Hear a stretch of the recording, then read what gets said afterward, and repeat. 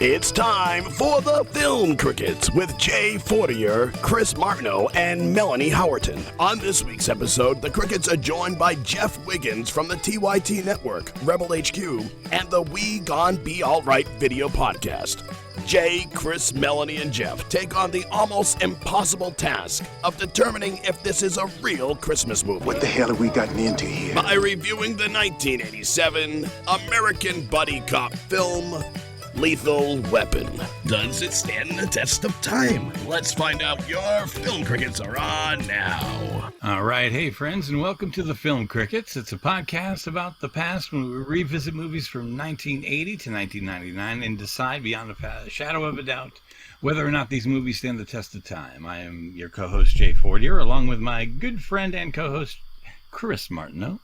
Hello, everyone. What's happening? Hey, welcome. And we also have our good friend and co-host, Melanie Howerton.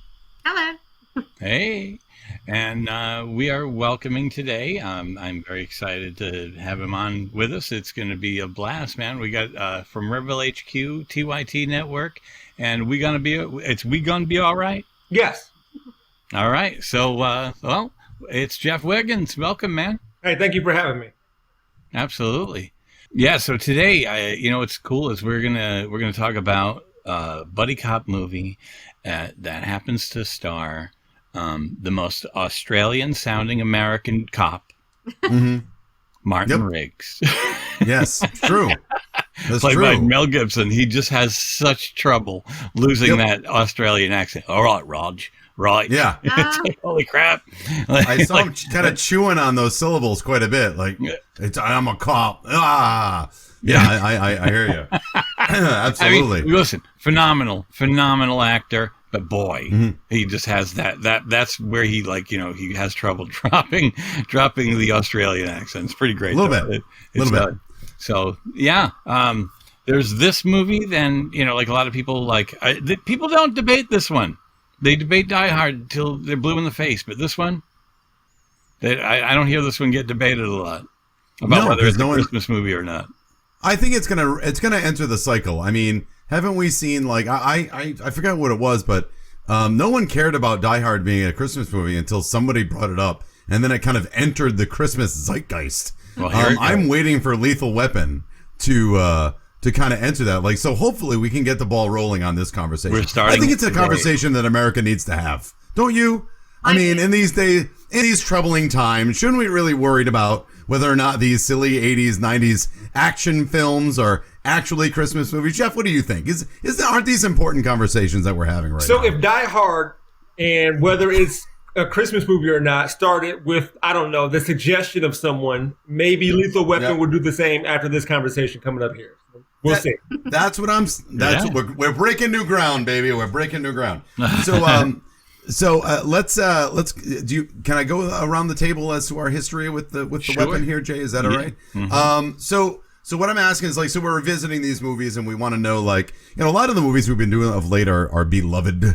And we want to see, it's something that we liked as a child, or maybe it's something that you never saw before. So I kind of want to go around and see, I always ask the question, when was the last time you saw this film?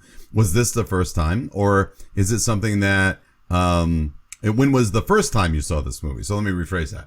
When was the first time you saw Lethal Weapon? And what is your history with this movie?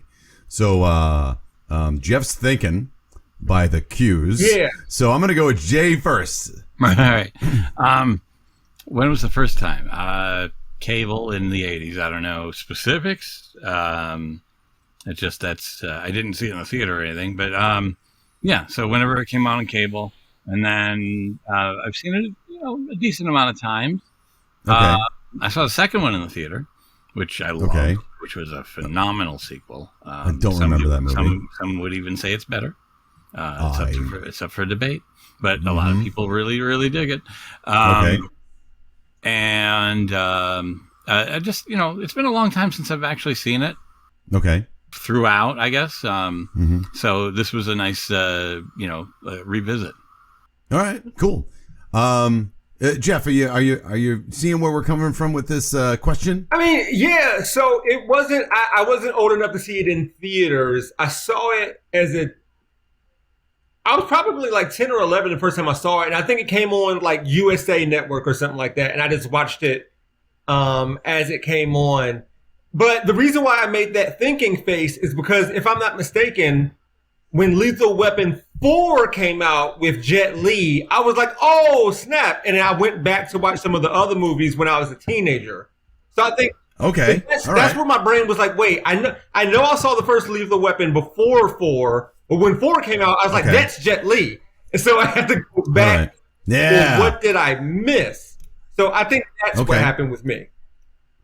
Jeff, so wait a minute. I never saw Ford. So is that, do you need to see what? Chris Rock was in it too, I think. I don't know. Yeah, he was in it. Yeah. Okay. So do you need to see 1 through 3 to know 4, or was everything okay? No, you're probably better off because I think Joe Pesci's in it again. Right. So Jeff, did you watch it a lot when you saw it on USA? Have you seen it since the one time or a couple times? I haven't seen Lethal Weapon, the first one, since I was a teenager. So it's been a little while. All right, cool, man. And Melanie, where are you at in the history of Lethal Weapon? I just always remember watching it. I mean, it's just always on the TV. I don't think I ever went to the movies to see any of them. I don't remember. But whenever they're on TV, I watch them. I watched it just the other day to prepare for this. Okay, super. So I gotta say, this was another one in my grandmother's video piracy library that she had. My grandmother had four VCRs in her house and would dub things, dub blank movies from the stuff that she rented at Blockbuster, whatever the case may be. I remember watching it a lot. It was in high rotation. So I didn't have to. I forgot a lot of this movie because I haven't seen it in quite some time. So probably last time I saw this was in 91, possibly. I do know that it was in high rotation before that. And it also goes to show that my parents know what movies are in their homes. And the fact that you have the intro to this film. Now I'm in the 7th grade when this comes out. And the first scene we have naked hooker jumping out of a building. And then a shower scene later on is surprising to me that the things I was allowed to watch. But I guess my mother would always say, look, if I thought you were going down, like she'd buy me these records, and I'm sure you guys, depending on what movie you liked, what music you liked, I'd get record, Number of the Beast, Iron Maiden. There's, what's the one, Flotsam and Jetsam? No, I forget what it is, but it's like two samurais and one's about to commit hara-kiri on himself, nice. And like all these, yeah, seriously. And my mother would always be like, I'm like, I can't believe you bought me this for my birthday. I'm like 13, 14. She's like, if I thought you were going to start worshiping Satan, I'd throw them out. And I think that was probably the deal, her attitude towards the movies that I would watch. Like, if I thought you were going to become, or if you were becoming a degenerate, then we would throw them out. Like, that's all. So, whatever. By the way, I guess quick note, if anybody was a fan of Cheers, yes. The show Cheers, that is Kelly, the lead girl, the one that jumped off the building. She is Woody's wife, or Woody's girlfriend. Okay. Yeah. Oh, wow. In the later years of Cheers. Kelly. Yeah. Yeah. All right, that one. All right. So it sounds like, look, elder millennial here, and I'm about to make fun of Generation X, so apologize. I can make it. But I'm not going to really apologize. But it sounds like in a few households, y'all got a little bit of leeway to watch and listen to a little bit of stuff that you wanted to. And that's kind of y'all's introduction to a lot of these movies and music. Yep. Latchkey. What about you? Latchkey kids. So.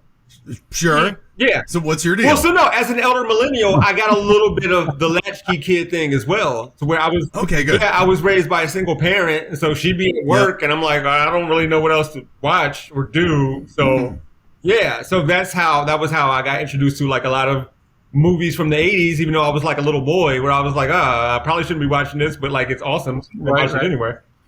Yeah. All right. Cool. So at least USA Network's a little like, it was a little more edited. Like, you know what I mean? Like, so maybe mom wouldn't have an issue as much. Like, you know, if it was just straight up cable. Hey, look, we all mostly turned out fine. So let's. Well, one thing on that, I have like, I know we're skipping ahead, but the latchkey kid thing. When and part of the movie, when all those little kids are sitting in the driveway playing and they're going across the street, and he's like, no, we're just going over there to have breakfast. We're not arresting anybody and whatever. And then the whole house blows up. First of all, where the hell are those kids' parents? They are 6 years old. They are 6 years old. The house blows up across the street. Their kids could have been killed. They're getting questioned by the cops with no adults around them, with no parents, and no parents ever even show up to see if their kid almost got blown up, if they're okay. They're just no parents whatsoever. A bunch of 6-year-olds just sitting there by themselves, getting questioned by the cops by themselves. I think that's more of a Shane Black, maybe just he wants to try to get he wants Mel to have a couple of lines in there, and just to kind of accelerate the danger of the whole situation. But yeah, I mean, I thought it was sad. Oh, well, sure, but anyway, so okay, so do we have a 1 sentence breakdown on this or no? Okay, so here we go. So we're going to get into the movie, and I know I have my first question, so get ready, everybody. So we are looking at Lethal Weapon today.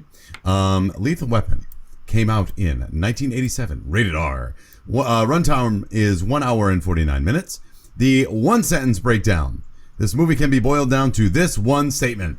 Two newly paired cops who are complete opposites must put aside their differences in order to catch a gang of drug smugglers. Directed by none other than Richard Donner. Writers are Shane Black. We are starring Mel Gibson, Danny Glover, Gary Busey. A normal Gary Busey. I don't know. Was this pre-motorcycle accident? Before he really lost his mind? Was it's like before that? Because I know that. I think so, because he still was mostly sort of normal-ish. Mitchell Ryan, Tom Atkins, horror legend Tom Atkins. And then a slew of others. I don't know if I'm going to miss anybody else on here. Okay. That was what this movie came out. 87? 87. Yeah, in March 1987. December 4th, 1988 was the accident. Okay, so just before that. All right. So shot well, probably a year before. That. Well, you know what's weird about that is Gary Busey dedicated this film to his career coming back, and then he got into that accident right after. Oh, all right. Well, he's a lunatic. So that's that. So I'm going to ask this question, and I'm going to step off to the side, answer the question. It's going to take my hoodie off. So this is going to be for everybody here. It seems like, so I just got to say this. How great is Mel Gibson's hair? I mean, honestly, that man can rock a mullet like it's nobody's business. Holy smokes. That's some sexy hair. I mean, I want some takes on this. That is a straight up mullet, and it's beautiful. And I need to know what everybody thinks about it. I'll be right back. Talk amongst yourselves. Okay, all right. Let me start with this. I feel like the mullet was an American cultural phenomenon, right? And since he's not from here, I'm wondering two things. Like, when did he get here and assimilate to the mullet, or did the mullet make its way to his native land? Well, let's put it this way. I think personally, it's not as blatantly obvious as mullet. Like for instance, I'm going to say Billy Ray Cyrus. Yeah, that's a mullet. Yeah, and that is like an ugly mullet. Mm-hmm. Like, like from 1992 or whatever. Like, that is just yuck. Okay, this actually looks great. It's a good looking mullet. It's feathered. Yeah. It's got some product in it. Like, it's a good looking mullet. I'm not gonna lie. But Jay, I'd like to qualify the fact that you said this is a good looking mullet, as though some mullets look good. There are levels of redneck. There are levels of redneck mullet that are okay. What's that? It's not that dramatic. Right. It's not like it's like super, super short. It's not like business in the front and party in the back. It's kind of just looks like the whole thing is just kind of feathered and a little bit long because that was the 80s. It doesn't look so bad. Jeff, don't you think that's a lot of party in the back, though? Well, I don't know if it's so much business in the front, party in the back, as much like all of this is cool. And I think that's really what he was going for. Because I'm looking at promotional photos and pictures and everything, especially the theatrical release poster of it. And it's a little done up too well in some of these pictures. Does that not take away from some of the mullet, really? Like, if it's done too well?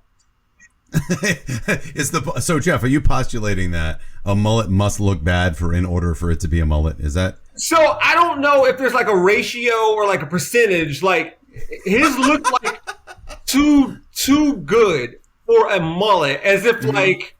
Okay. It wasn't a wig. Okay, it was not a wig, but it looks it looks too designed, right? Like there's no flaw in the mullet. Like why are mullets in the subgenre or the subculture of mullets? Why does that one look so good? Like if you think of where it came from. There's got to be a little bit of wiggle room and like some messiness in there. That's kind of bothering me as we talk about it. Well, I'm sorry to bother you, Jeff. Honestly, I didn't even think of his hair before you posed the question, but now that I'm looking at it, I'm like, well, why does this mullet? You're welcome. Why does this mullet look so good? Like, what's that about? What are we trying to prove here? So let's. This is what I was talking about with Billy Ray Cyrus. That's bad mullet. That's bad mullet. Yeah, right? that's horrible. Yeah. Look at his face. Look at Jeff's face. I don't. That's what I'm talking about. Like, that's just, like, you know what I mean? At least Mel's look great. Yeah. We're not talking Melanie. Melanie does not have a mullet. Now, so this dovetails into, though she is in Georgia, but neither here nor there. So this dovetails into, and I'll see where you're coming from. So, and I just thought of this, if by Jeff's idea that the mullet looks too good, it seems as though that means that someone's taking care of that hair. We're going to stop talking about hair now. Someone's taking care of that hair. We have to assume it's Mel. Oof, that's a mullet. Oh, man. Wow. That's rough. Yeah. I can smell the grease from here. I always think of this guy because he's from Supernatural. All right, I wouldn't know. He literally said, they commented on his hair, and he was like, business in the front, party in the back. All right. Yeah. So I don't think he's partying anywhere. No. Not with that hair. So I guess, so here's the thing. So let's talk characters. If he's taking care of his hair, someone's taking care of his hair. We assume it's Mel because he is alone. So that's getting into this, right? He is by himself in a trailer with a dog. So he is not taking care of himself bodily or emotionally, but his hair is perfect. So let's talk about Mel. All right. So Riggs. Riggs is damaged, obviously, right? So he has PTSD. He's got a lot of baggage, right? He's got PTSD. He's a sniper in Vietnam. He lost his wife. Do we know why? Car accident. Oh, that's right. No? Okay, she might have died in a car accident, but in part 2, he goes, she's dead because I'm a cop. So somebody killed her. Okay, so basically, if you want the real stuff on it, she died in a car accident, and then in part 2, the bad guys basically said that they actually set that up and killed her on purpose. Okay. Yeah. So it's like Captain America: Civil War. Got it. So he's not in a good way. He can't deal with much. He lives in a trailer. He wakes up and has Budweiser. And that's the least of his problems. When you got to see that sweet Mel Heine, he works out. Hey, look, there's a lot of butt shot. I'm not going to lie here. Okay, the man works out. It's obvious. I was surprised at that. The whole beginning, like you said, with the girl being so naked, and then it was like him immediately after. Yeah. So we have. It was a nudist film at first. Yeah. I was like, does anybody have clothes? Yeah, no doubt. So that we see his. So what we're trying to do with the movie is we see Riggs's life, and then we get to see Detective Murtaugh's life. Yeah. Now I do have to say this, and this goes to everybody, all the dads out there. If you're taking a bath, do you want all your children coming in, regardless of what day it is, and nobody bats an eye that dad is bucket naked in a bathtub with no suds? Anybody on that? Can I get a taker on that, please? The same thing. There was hardly any suds there. Yeah. God. Yuck. And the oldest daughter is right there. Remains behind for another minute or so. Yeah. And kisses him on the lips. It's just like, wait, well, hold on a second. Not that and by the way, I did not get a vibe of anything was wrong. Meaning you know what I mean? Like something fishy going on. But what I'm saying is still, this is a little weird. Yeah. It's a little odd. I mean, Jeff, you said Jeff, you have young children. We all is that I don't think would you be on board for that? I don't know. My boys are 12 and 9, and the 12-year-old looks exactly like this. I don't think wants to see. No, he doesn't see it. I don't want to show it. There's this thing called childhood trauma that I am trying to get them to avoid in life. So nobody wants. No. Yeah. No, not the Wiggins household. No. Right.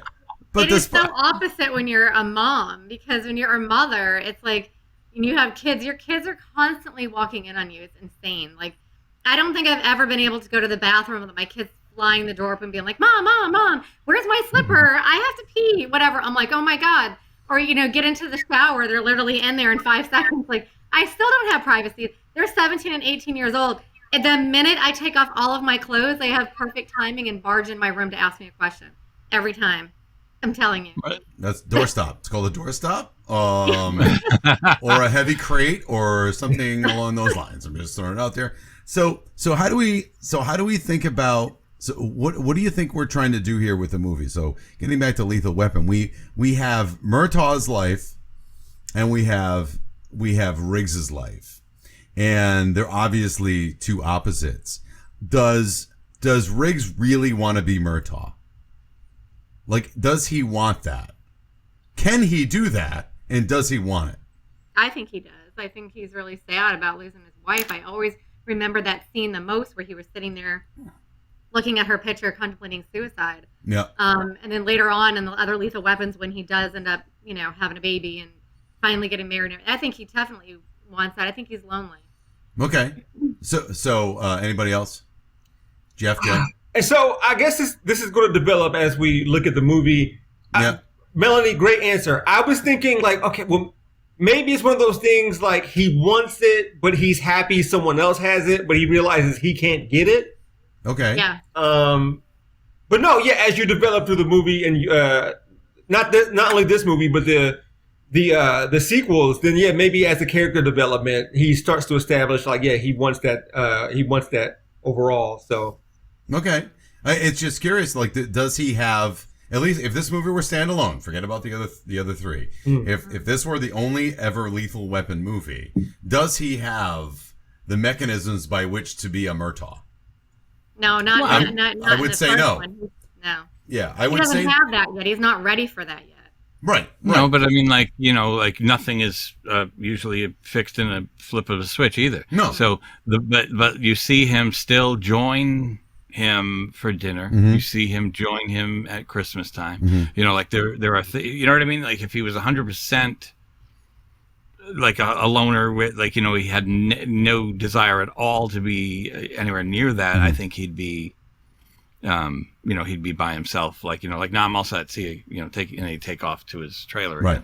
Right. So I saw the special edition, so it had extra scenes. Yeah. So you see him in the morning. He is watching TV when he's walking around with the beer. Yeah. And he sees a commercial that some guy on TV that pisses him off, and he whips a beer bottle at the TV and breaks it. That's why he's coming home with another TV. Oh, all right. At the end. Okay. Oh, I forgot about that. Deleted scenes. A lot of deleted scenes. Okay. Yeah. So, and by the way, I do want to mention this. There's a deleted scene where he shows up because SWAT is late. It's that morning. SWAT is late, or coming, not there yet. And there's a guy who's in a school, or I think he's in a school. He's got kids hostage and stuff. Mm-hmm. And how he's already kind of flirting with disaster anyway, so he decides to walk up and points a gun at the guy, and the guy, obviously is not that great of a shot, so he's like, I'm still here, asshole. Then he shoots him. Then a little later, he's doing a drug bust, kills about 2 other people. Yeah. It's you've killed 3 or 4 people today. Yeah. Like the day is not over. Yeah. Like, you know what I mean? The sun had not set yet. Mm-hmm. And he killed like 3 or 4 people. Mm-hmm. It's like, man. And then they show him coming home with a TV, and it's like, he'd probably still be doing paperwork. Yeah. Oh yeah, 100%. With that many killings in one day. Mm-hmm. I don't know. It's just kind of surprising. Think about all that happens from Murtaugh's birthday to when Riggs finally goes home for dinner with Murtaugh. Like, the woman dies, gets a new partner, meets new partner, goes on. Like, there's so much happens in a day. Like, I don't see where's lunch, man. Like, I don't know. Like, you have to, and not only forget. I don't know if you've ever been around LA. Not the easiest city to drive around. You can't just go from one street to the next in like 2 minutes. Like, you've got to actually work your way. Whatever. That's just nonsense. I mean, that's just movie magic. You know what I mean? I'm not going to be that guy. But I want to mention that the fact that I posed that question. I have another question as well about Riggs and Murtaugh as characters. The fact that I mentioned that and everybody had an opinion on it about what? No, seriously, that is that what Riggs wants? And the fact that we could all cite reasons why we think so based on the movie shows you that the movie is written really well. And that we know the characters really well. And the characters don't need to tell us outright what's going on. We can come to those decisions based on the behavior during the movie. And so Shane Black is, and we see it in Die Hard. Again, going back to Shane Black. We see it in Die Hard. We see it in Iron Man 3. Again, that's his Christmas triumvirate here. That the character development is there in these, intrinsically in this one more than anything. It's kind of a silly action cop movie. Like, the cops are doing things that cops can't do. That are like jump off buildings with a guy who wants to jump off the building. Just wantonly murdering people. I mean, granted, and you know, they're not 007. I don't know. The cops aren't 007. So we have an action movie, and there's some really good action in this movie. I'll be completely frank. I will say that we are setting up the trope, the 80s trope, the cop trope of a loose cannon on the force who gets the job done, but he's a little left of center, being partnered with a guy who just wants to do his job. He's good at his job, but he doesn't want to, you know, he's not a loose cannon. He kind of goes by the book. Then we have the police chief who doesn't care if Riggs is a loose cannon because he gets the job done, which I thought was hysterical. And then we have the we don't see him yelling as most right. I was about to say that, like we want don't to get do the typical angry chief that like right. You know, well, Murtaugh is a surrogate for that, right? He's the one that kind of loses his mind because he doesn't want Riggs's drama. Basically, he just wants to do his job. He's 50 years old. He's, as has been wont to say, too old for this shit. So he just wants that. But I do have to say. He's got a really nice gun for, you know, I don't know the protocol for getting really awesome handguns, but he has it's a 9mm or whatever. It holds a bunch of rounds. He does kind of shoot indiscriminately quite a bit, Riggs that is. And it seems as though the whole point of the movie is he really crazy? Does he do crazy things because he's trying to get off on a quote-unquote psycho pension? Which is also so sensitive for people that have PTSD, on a quote psycho pension, or is he actually quote unquote psycho? And the police chief's take on that is either way, the job gets done, and if he ends up something along the lines of who cares if he ends up killing himself? I forget what the line is. He seems pretty indifferent whether or not Mel Gibson eventually is going to eat a bullet. He basically said something like, if he ends up killing himself, then you're right. Otherwise, like leave him alone or leave him alone or whatever. Like, wow. You know, and we also have that awesome conversation between Murtaugh and the other guy about the 80s man. Remember that? Remember that from that scene? They're in the office in the precinct, and they're talking about what the 80s man is. Like, the 80s man has feelings, and the 80s man, you know, cries in bed. And like, what? And they're like, bah. When nowadays it'd be like, yeah, well, the 80s man. Like, I guess we're getting out of that tough, you know, father figure who doesn't say anything in the home thing and never shows emotion, and we're going in towards that. But there's that kind of stereotyping in this movie. It's a guy heavy movie. Name another woman in the movie. I do have somebody. Hit it. Very briefly, the psychiatrist lady, she's the mom from Goonies. Oh, you're right. She's also the mom from Monster Squad. Wow, see? She's just the mother figure. Yeah. Look at that. Jeff, do you know what other movie she's been in? Because I didn't know. No, I know. By the way, I didn't recognize her. I said she looks familiar. I looked her up. Okay. I was like, Goonies. She was right away. But she's the mother from some other movie that we need to look up. Probably typecasting is still a thing. Yes, that's probably what happened with her. Yeah. Oh my god! And you see her feathered hair? It's like short feathered all the way down, like feather. She died. Actually, she passed away of cancer. No. Oh, that's too bad. Yeah. Oh my god. It's okay, Mel. Yeah. I was too focused on Mel's feathered hair. So one of the things about the movie is, and we end this film with this, and again, I'm going back towards the characterization, right? Like, if this is just action, it's a Jean-Claude Van Damme movie. I mean, it's even got kung fu, right? So Jean-Claude Van Damme movies aren't good because you don't really care about Jean-Claude Van Damme. He just goes and beats people up and it's the end of the movie. Here we have what could have been that. I mean, he shoots people. Riggs shoots people. He does martial arts. He's a little goofy. He's a little cuckoo, obviously. Again, psycho pension, quote unquote. The movie, we're always going, is he actually suicidal? Or is he just playing it up? Or is it just a cry for help? Or is it he just trying to say, I'm lonely, someone come talk to me? Something, right? So at the end of the movie, it's that last scene, everything's been resolved. And Murtaugh says, I love that they keep bagging on his wife's cooking. Like, to her face, behind her back, they're just always ragging on her cooking. A roast-like substance. A roast-like substance. Hey, Jeff, if you ever went over somebody's house and they offer you a dessert and all it is a wrapped Pop-Tart, would you be mildly insulted or... A wrapped Pop-Tart? I would be insulted if they didn't put it in the toaster first. But other than that... give me that Pop-Tart. No complaints from Jeff. Give me the Pop-Tart. Just toast it a little bit. They're good. Yeah, delicious. That's dessert. Okay. Just don't bother. It's okay. Yeah. So like there's a lot of that. So at the end of the movie, he says, Riggs is about to walk away and Murtaugh comes out of the house and he says, if you think I'm going to eat my wife's cooking alone, you're crazy. And then Mel says, let me let you in on a little secret. Riggs, let me let you in on a little secret. I'm not crazy. So that lends itself, that one sentence opens up a question. Was he not crazy? Meaning, because obviously he's got problems. Like we saw him put a gun in his mouth. So he's got problems. So is he, when he says I'm not crazy, is he saying I'm not crazy, I'm not trying to pull a quote psycho pension? I'm not crazy anymore. I don't want to kill myself anymore because I finally found something that I can find joy in.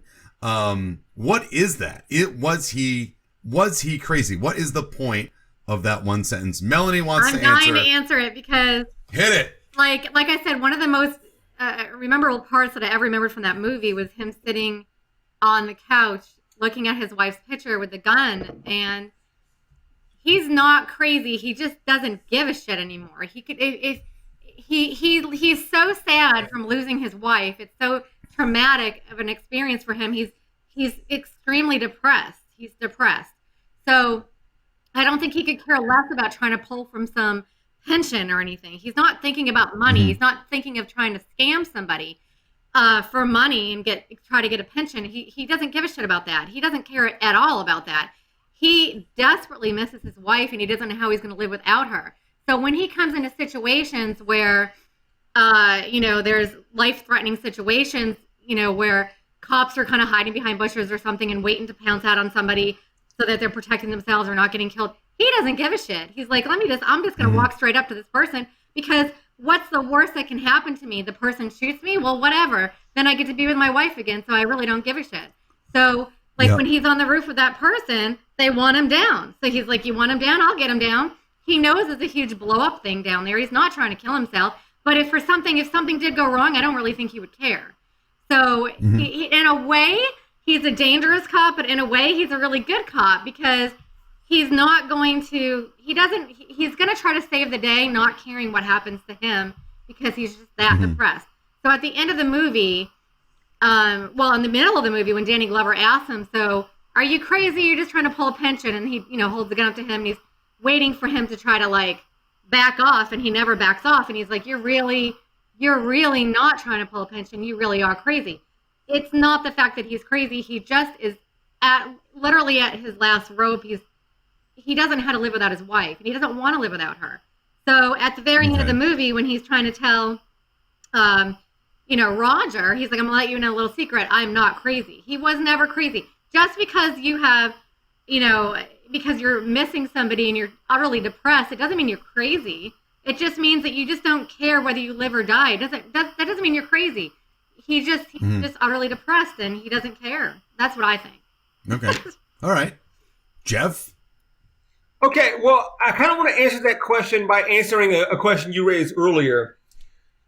I think some of his recklessness, I was wondering in preparation for the show, if he's not going to do it, suicide, that is. Yeah. Is he putting himself in these really weird, difficult situations so someone else will take care of it for him? Yeah. Yeah. And if that's part of it, then I think when he said, "I'm not crazy," I'm kind of leaning to what Melanie said. It's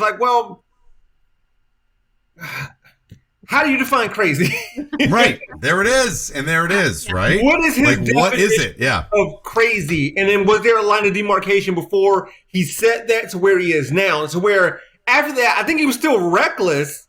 So what was he before that? And so, I don't think he really cares whether he lives or dies because, he was contemplating doing it himself. So, how do we define crazy in this movie? Not only for that, but then that time frame of the movie being made. So he could be one kind of crazy that, I'm sure if you were to ask, how do we all define crazy?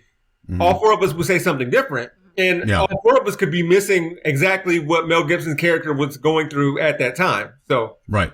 Okay. I don't know. I know. That's the best part, right? And I love that you said the word reckless because I was thinking about what I wanted it to say.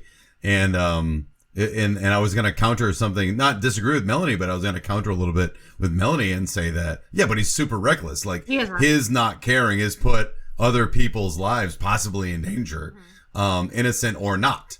Right. So is it right? It's not very responsible either. I don't disagree with anything anybody's saying, but I'm glad somebody brought up his recklessness because it's totally 100% reckless.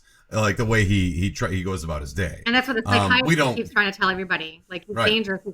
He's like a loose cannon. He's like a bomb waiting to go off kind of a thing. Yeah. So, Jason, what do you think, man? Well, yeah, I wouldn't say he's crazy because I think crazy would be almost is almost no control over his actions. Sure. Where he's just doing things, like the thing in the back is taken over and he's just doing stuff or talking to somebody that's not there, all those types of things that you would think about with crazy. I think he's just so, like Melanie said, so ultra depressed. The one thing he doesn't know how to do, and that's live without her. But he cares. He really does have a lot of care for other people because the moment something is going wrong, once he makes a connection with Roger and something is going wrong with his family, he's ready to do anything to get them back. And once they do get him back and it's over, he is happy to be with them, for the Christmas dinner, brings in the dog, the whole night. You know what I mean? It's like, so in a roundabout way, he's sort of I don't want to say replaced his wife, but what I'm saying is made another connection that is valuable to him. Right. So therefore, you don't, that's why he gave the bullet back. Or not back, but to Roger. Saying just, I don't need this. Because of the connection. Right. I mean, and they treat him we all family, and it continues throughout the years. more he like has a family again. Yeah. Well, to him, his family is the job, right? And Jay, you brought up that point, is that he does inside. There's a good person. He was a sniper in a previous incarnation, but that doesn't make you a bad person. You're just following orders. So that you're not a murderer. You're just following orders. So I'm sure that weighs on people. I'm not a soldier, so I don't know, so I can't speak to that. And I'm not going to pretend like I can. But the fact of the matter is, there's a good person inside that wants to do right. And wants to defend those that are defenseless. Otherwise, you wouldn't be a cop. To help those that cannot help themselves. I think all these points are super. Again, I love asking squared. I don't have an answer. It's not like I'm like, well, you all said that, but here's the right answer. That's not the point. The point is the discussion. And to me, I think it's an amalgamation of a lot of what everybody said, right? He's finally found something that can fill that void, not replace, right? He can't replace his wife, but at least he's allowing people to help him. Because before, anybody that would try to help him, he would just push them away with his crazy talk, or when they were getting in the car at the beginning of the movie, and basically says like, either way, I'm fucked. Yeah. You know, when he has that conversation with Murtaugh, and that's him communicating at first. Like, I don't want to be here. You don't want to be here. We hate each other. Let's just move on. So he's keeping people at arm's length because he doesn't want to heal, right? He sometimes feeling bad is better, right? Because you don't have to actually deal with it. You just feel bad. You're reminding me of sometimes dead is better. Yeah, it sounded just like you said that from Pet Sematary. Yeah, but I mean, like, that's the thing. Like, he's gonna push them away until he has the moment where, wait a minute, like, this family who I would like to be Murtaugh, they're in danger, and now, Roger, we're gonna do it my way because we can't hold back anymore. Yeah. And I think that's the deal, and that's why he gives it back. So I think it's when he says that line, I think he wasn't ever, like, that's the point, is I'm not crazy. He's not crazy. He was suicidal. Suicidal is not crazy. And exactly. He's not suicidal anymore. He's come to terms with that sadness, and that you just have to embrace it, and then you have to move on. And now he's allowing himself to move on, which is indicative of, let's dovetail into the fight when he doesn't kill Gary Busey. So, guys, up to the point where when we get this, it's a classic third act. When we get to the scene in the dark with the Christmas tree, Murtaugh's daughter's been kidnapped by the drug dealer. By the way, we haven't talked about the drug dealers. You know why? That part of the story doesn't really matter. It really, really doesn't. Like, I know that's what pushes it along. Does anyone give a shit about the drug dealers? No. Does anyone care? No. Like, until they kidnap Murtaugh's kid, does anyone care about what these drug dealers do? No. Anybody? No. Nope. Like, they don't. No. I don't. They're like, all we know is that they're selling drugs to, like, as near as we can tell, like, prostitutes and celebrities. Like, they're not shoveling heroin down, like, children's faces. So, whatever. They're drug dealers. But the fact of the matter is that Murtaugh gets involved. But from that, there's a third act, obvious third act, or in the dark. Mel Gibson Riggs is only lit by a Christmas tree in the dark, and he's red. And he's like, we're going to go get these sons of bitches. There's going to be blood, whatever. And from that point on, this is a very testosterone movie. We've got naked Mel hanging from a chain getting electrocuted. He kills a man with his bare hands. We have him running around in traffic firing automatic weapons with no shoes, and I think maybe not a shirt or half a shirt. And we actually have a final. Yeah. What's that? I think the shirt is open. Yeah. Like it's open. Yeah, I think so. Like, I think like Will Smith in Bad Boys, right? Yeah. I think that awesome glistening chest, and then he's a sexy man. And the fact of the matter is, we get to have a last scene where two guys wrestle in the mud, in the rain, with everyone watching and no one helping. I think it's the weirdest thing that everyone let that go. Nobody would just sit there and let that go. Of course not. And the fact that he has that primal scream at the end, and we go, no, back off. Like, okay. Like, it's so, like, this movie had so much, and I'm not bagging on, the last scene is so exciting. Like, it's super exciting from that point on. I'm not saying it's bad, but we had such kind of like an introspective movie about the nature of of letting people in and what the job means to you, what life means to you, and then we go right to like half naked guys wrestling in the mud. It's like, what is happening? Well, anybody? I also love that he's strangling everybody with his legs all the time. Yeah. And he doesn't kill Busey at the end because he's obviously turned a corner, right? The other thing that bothered me is when he had to take that shot, when he was going to take that shot at Gary Busey, he literally just sat there talking to himself for a minute, and 2 seconds later there was a gun at his head. First of all, you had several seconds or minutes to shoot him, and second of all, even if there was a gun to your head, who gives a shit? Just fucking shoot it anyway. I mean, his target was right in his face. And if he did that, the rest of the stuff wouldn't have happened after that, where they were kidnapped and all that. So I don't know why he didn't take that shot. The whole time I was yelling at the screen, just going, just shoot him! No, this is a guy that doesn't care if he gets his head blown off, but doesn't pull the trigger. I don't get what that. What the hell? Okay, plenty of time to do that. Yep. Let's throw some credit to Al Leong, if that's how you say it. The guy who's using the jumper cables. Yep. He's in Big Trouble in Little China. He played Genghis Khan in Bill and Ted's Excellent Adventure. He's just in like a lot of movies. That's right. I knew he's in a lot of movies like from back in the day. Just like love seeing him, just constantly showing up.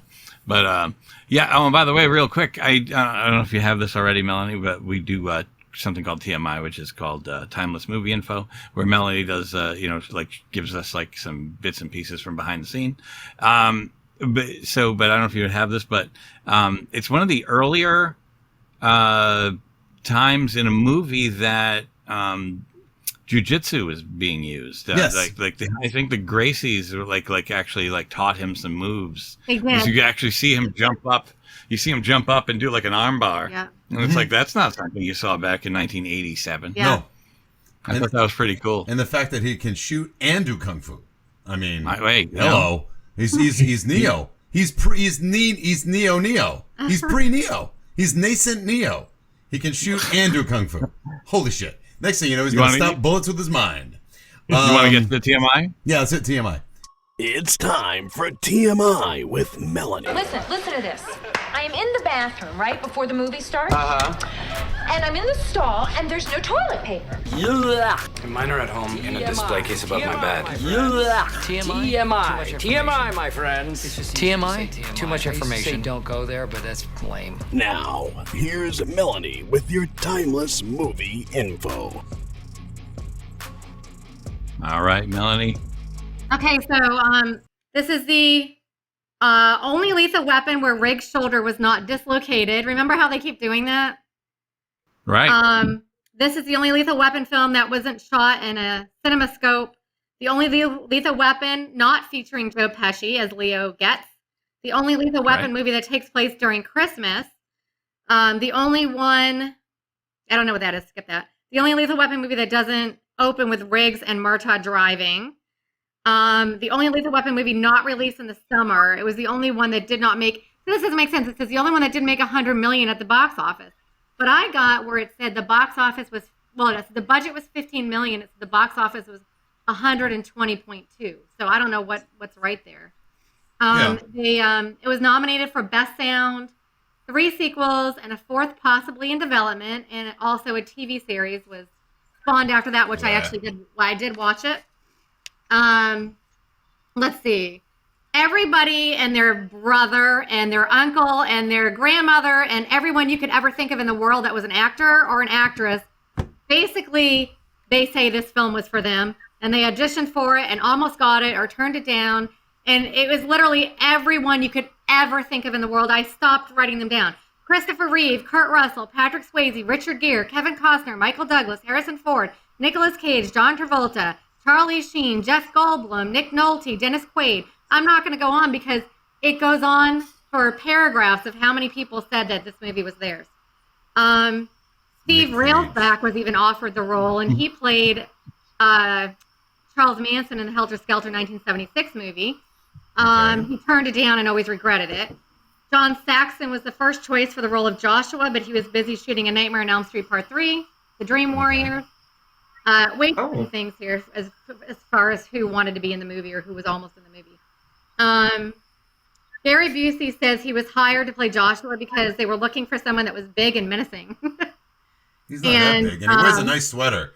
That sweater he has on the end is nice. That's a nice sweater. Not gonna lie.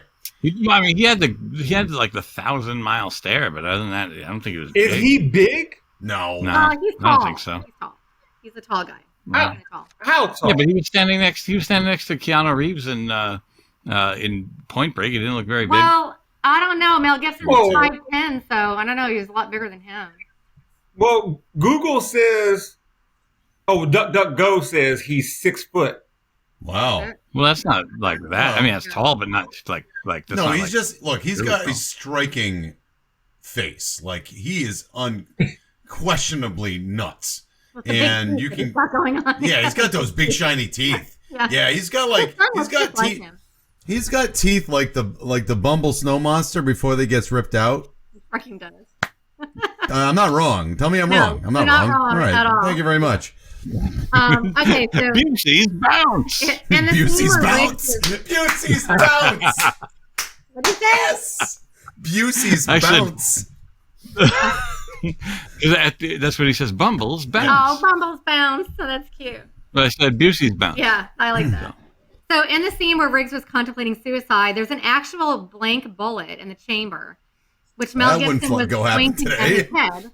Yeah, it says, thinking that it would allow a greater sense of portraying the scene realistically and dramatically. While bullet blanks don't usually fire live rounds, the ejection of the air and debris from the gun barrel can have fatally injured people. Yeah, we know that by Bruce, what's his name? Bruce Lee's son. And Brandon Lee. Yes, thank you. And then just recently with the whole Alec Baldwin situation that happened. We know that was an actual bullet. Yeah.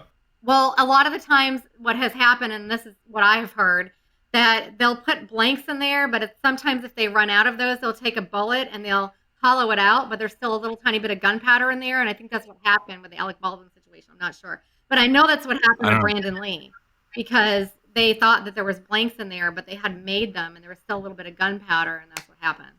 There was also a guy from it was an old TV show called Voyagers. It ended after like one season because the guy thought it was okay to put that to his head with a blank in there. Yeah. So they did that and that for that. They purposely did that in here to make it more dramatic for him acting.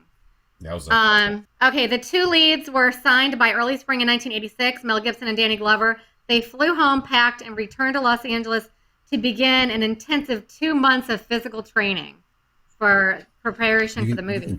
You can tell on Glover. Yeah, you can. No, legendary, actually, but you can. His arms are pretty big. He does have, he does have diesel arms, no doubt about it. Yeah. Legendary stuntman Dar Robinson was killed in a motorcycle accident shortly after principal photography was finished.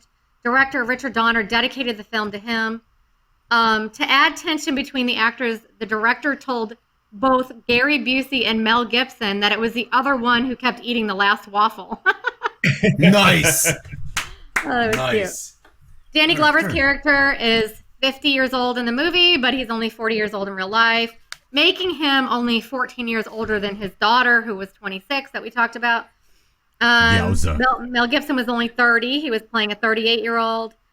Get this.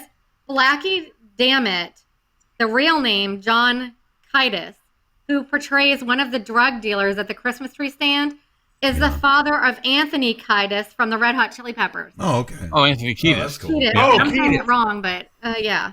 Right. Yeah. No, just that's why I was thrown. I was like, sorry. Who's? I don't know how to pronounce things already. No, that's all right. That's all right, Melanie. That's fine. Okay. My mom's always informing me after every show, you said this wrong. I'm like, thank you. Okay. Anyway, Danny Glover's, I already read that. Hold on. The prop Beretta 92F Mel Gibson uses in this film was the same prop that would be used by Bruce Willis in Die Hard in 1888. 1888? Holy shit, yeah. Right after the Civil War? I said 1988. You said 1888. No, I did not. You totally did. I absolutely heard it. No. That's during the Garfield administration. You know what? Let's rewind it. Rewind it. No, that's all right. All right. Let me just see if there's anything else interesting. The body count for this movie was 26. Not bad. And there's too much other stuff, so I don't need to really say it. The rest of it. It's all right. All right. Let's go to Final Judgment. All right, I can take it. It's time now for Final Judgment. Are you ready to rubber stamp this bitch? Here's the Final Judgment. All right. Up until this point, it's been about opinion, but now it's about fact to see whether this movie holds the test of time.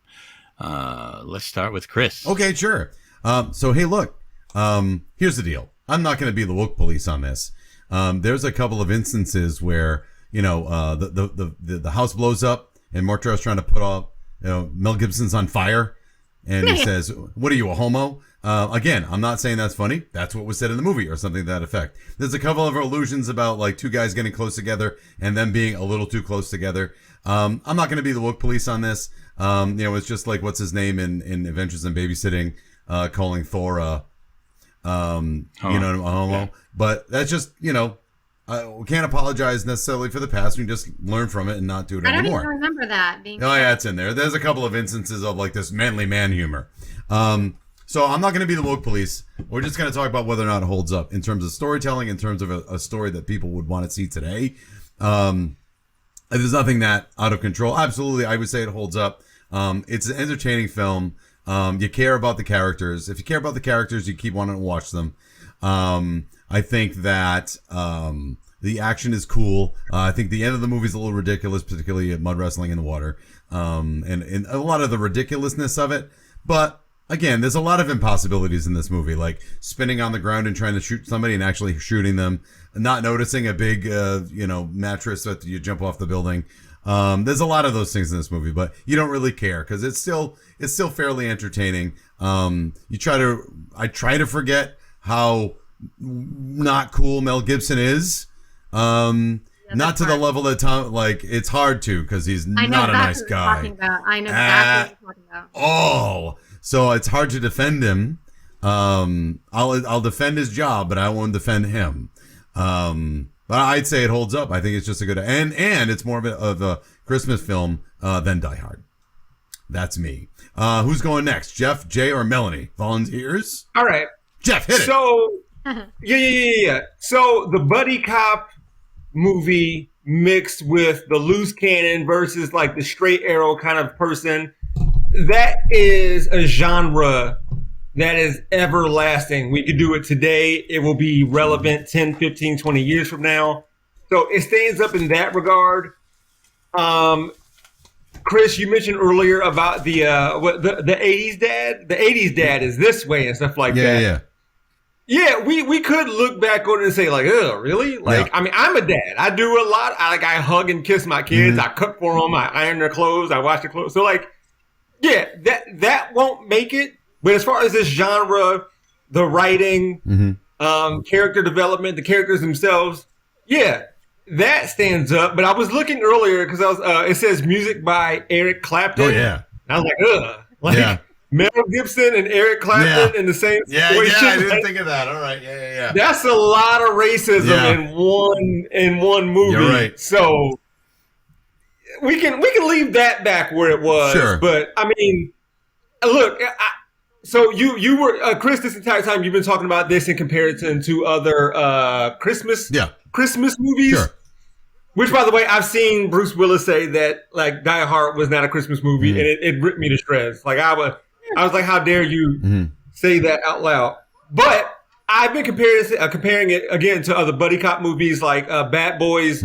I think my favorite buddy cop movie might be either Bad Boys or Tango and Cash. Yeah, sure. I like both. And Lethal Weapon is like right there with those movies. Okay. Like it's a really, really, really cool movie. Yeah, there's some weird things that happen in the final act where it's like, that's not really realistic. But that's just how the 80s were. Sure. I mean, that's just how it was. I think the movies I just mentioned, Bad Boys and Tango and Cash, there's a lot of like, no, that's not realistic. That wouldn't happen. Like Tango and Cash when they're running away from that building's about to blow up at the end. Like Sylvester Stallone was like 5'7", and like, why is he punching people so hard that are bigger than him? But never mind that. The movie stands up. I think if we were to I think there's another Lethal Weapon in development like right now, and they would likely clean up the woke stuff. That word's been hijacked. Yep. But yeah, like I said, the genre, the characters, the writing, all of that would still stand up to today, as long as we just clean up some of the image and some of the background things going on. Then it would be perfect for today. Super. All right. Who's next? Melanie. Okay, so I definitely think it holds up because there's so many movies that are like that over the years, and like he said, and I mentioned earlier that they're making a part 4 hopefully, and then they spun a series off of it. So, I mean, I would say it holds up just because they're still making tons of movies just like that, and they're still working on making more Lethal Weapons. So, I'm gonna say it holds up because of that. And I still enjoy watching it. I know there's a couple things that I forgot to say that I just found out, so I'll just say them real quick. Mel Gibson did most of his stunt scenes, and Jackie Swanson, you know, the girl in the beginning that you were talking about that jumped out of the naked girl, she did that by herself too, and she jumped onto like a big airbag that was painted to look like a car. Oh, so all right. They didn't have to cut the scene until like almost like the very ending because it was all a big painted thing that she could actually jump on that looked real. Wow, pretty good job with that. That's all. And I guess the scene that we were talking about where he, tried to kill himself in the beginning, it said that took 4 weeks to keep working on that part for some reason. All right. But anyway, I'm going to say holds up. All right, holds up. Jason? Yeah, absolutely. I think it does. I think it holds up to the point where I think action movies didn't have those types of moments that I think, they had moments but I think when Mel's jumping off the building with the guy, things that they were doing, I don't know. It seemed like it was like they had those were like little tricks to get you to whoa, but it's like it wasn't typical. It wasn't, you know what I mean? It wasn't like a typical action movie that it followed exact. Of course, yes, the ending, was the big fight, like the boss, but it didn't feel cheesy. The movie itself did not feel cheesy throughout. Yeah.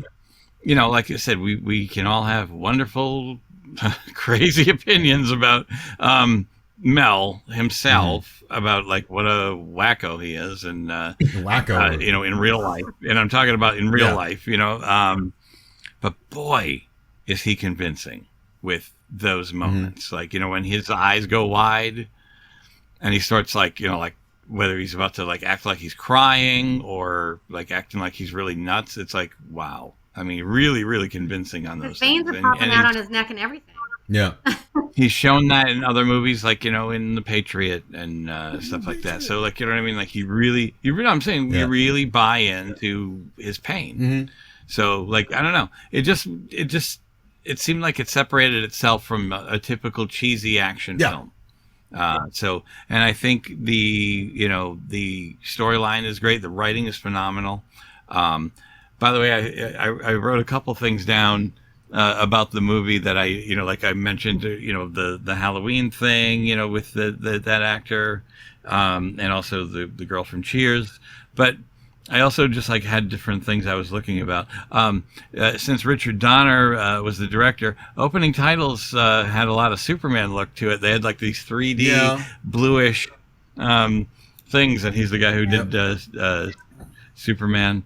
On the marquee in the background, anybody notice the marquee when they were getting some food, some hot dogs? On the marquee it said The Lost Boys. I wrote that down on my text message to myself, and I forgot to say it. I noticed that. Shameless. Because I remember when we were doing The Lost Boys, that I remember reading about them doing Lethal Weapon, something about Lethal Weapon, and then I saw it on the back, and they passed by a movie theater, and it said The Lost Boys were playing in the background. And it said something like this year's hit or this summer's hit. Yeah. Wow. On the marquee. Wow. I thought that was pretty cool. All right. So absolutely holds up. It was a lot of fun to watch again. And, I think it'll be a blast to cover the sequels in the future. Cool. So. Yeah. Well, that was our show. I would like to thank Jeff Wiggins for joining us today. Can you remind everybody how to find you? Yeah, you can find me daily on Rebel HQ. I have videos coming out all the time. And I have a YouTube channel called We Gon Be Alright. I think the episode I'm making next is about adults with braces. All right. We're here, and we deserve respect. and dental insurance that will cover the cost of orthotics. Yeah. So respect and dental insurance that'll cover all of that. Those will be great, everybody. Nice, man. Excellent. Awesome. Thank you, Jeff. We appreciate you being on the show, man. And we'd like to thank Steve Lavoie for doing our introduction and all our voices. And we have Draco and the Malfoys for our theme song. And I would like to ask people, please like and subscribe to not only this video, but our channel. And because really it helps us out. And that fucking algorithm, man, you know what I mean? And I am Jay Fortier. On the behalf of Chris Martineau and Melanie Howerton, I'd like to thank you again for joining us here on the Film Crickets. And until next time, movies may not age like fine wine, but we drink it anyway. Bye. Film Crickets, chirping about movies.